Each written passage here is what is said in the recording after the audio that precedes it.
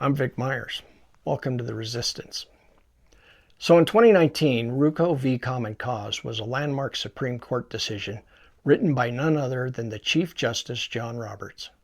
In his decision, he said, partisan gerrymandering claims present political questions beyond the reach of the federal courts. So in other words, call it politics and you get a free pass to draw districts however you want. And I reckon this is what the Republicans were counting on when they decided to start doing mid-decade redistricting. So here we are in 2025, and Republicans did a highly unusual and even more suspicious mid-decade redistricting at the direct behest of Donald Trump and for the purposes of expanding the Republican majority in the U.S. House. They said that was the reason. But was it? Was it really? Or was this just a pathetic attempt to use politics and political gerrymandering as a way to keep black people from having a voice in their government? Because in that same 2019 decision, Ruocco v. Common Cause, Justice Roberts also said that racial gerrymandering is not allowed and that his decision should not be read to say otherwise. So what are those poor Republicans supposed to do when they want to gerrymander in a way that increases the white vote and hurts the black vote? What they do is they come up with a very convenient political excuse to do partisan gerrymandering. But when they gerrymandered, they were extremely careful in how they drew those lines. And the appeals court saw right through it. Because the moment they put that map under a microscope, the story fell apart. Today, in a 2-1 decision that was written by a Trump-appointed judge, the federal court said that the Texas redistricting maps cannot stand.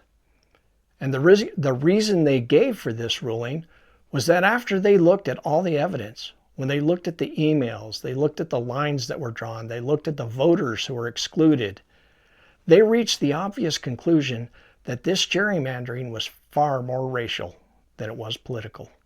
And it was laid out in black and white. No pun intended. You know, on one hand, after reading this, I should be infuriated as an American who believes in equality for all. And it does piss me off that their gerrymandering was so blatantly racial. But at the same time, gotta admit I'm really enjoying what I'm reading because it exposes the racism Republicans were trying so hard to hide.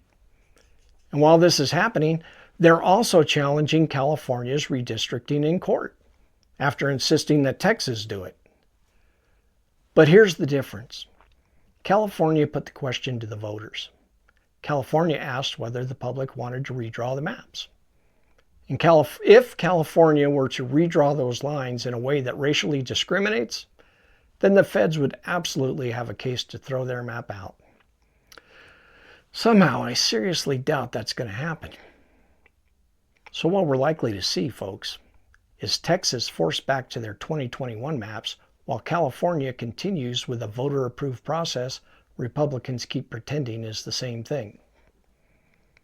You know, when I was preparing this video, there's a really big part of me that wanted to point out how this whole mess, it kind of makes it look like the Democrats are a whole lot smarter than the Republicans. But at the same time, I didn't want to sound like an elitist asshole, right? So I'll put it this way. I didn't have to say the Democrats look smarter. Texas Republicans did that for me. Thanks for listening. Good day.